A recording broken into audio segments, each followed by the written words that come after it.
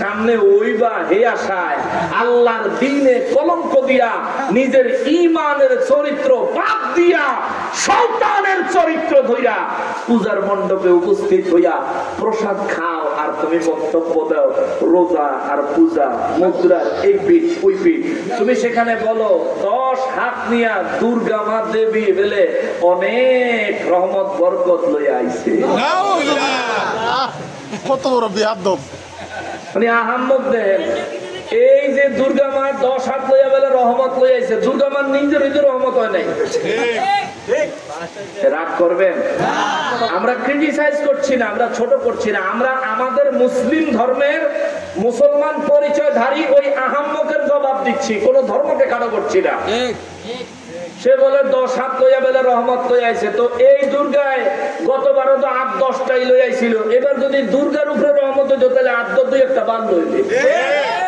নিজের হাতই বাড়ে নাই, বাঁশ দিয়ে ঠেলা না দিলে সোজা কারণ না, ব্যান দিয়া না টাইম না ট্রাক দিয়া না আনলে এক কদম এক সুতা লড়ার ক্ষমতা রাখে যারা পূজা করে। হেরাই আবার পূজা শেষে নিয়ে আমাদের দিতে সুতা। এটা ওনাদের ধর্মীয় সংস্কৃতি, আমরা এটাকে ছোট করছি না। কিন্তু ওই আহম্মক মুসলমানের চোখে আঙ্গুল দিয়ে বলতে চায়, এ আহম্মক কোন দৃষ্টিতে মনে হলো মূর্তি রহমত নিয়ে আসে?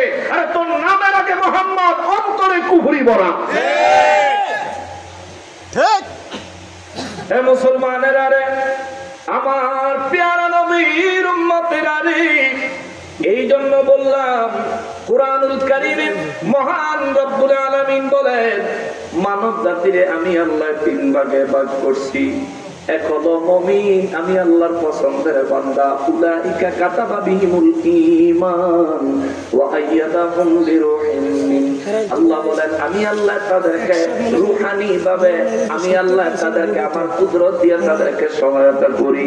এর ব্যাপারে এই জন্য আমি আজ কালামে হাকিম থেকে আপনাদের খেদমতে সূরা কাফিরুন তিলাওয়াত করেছি।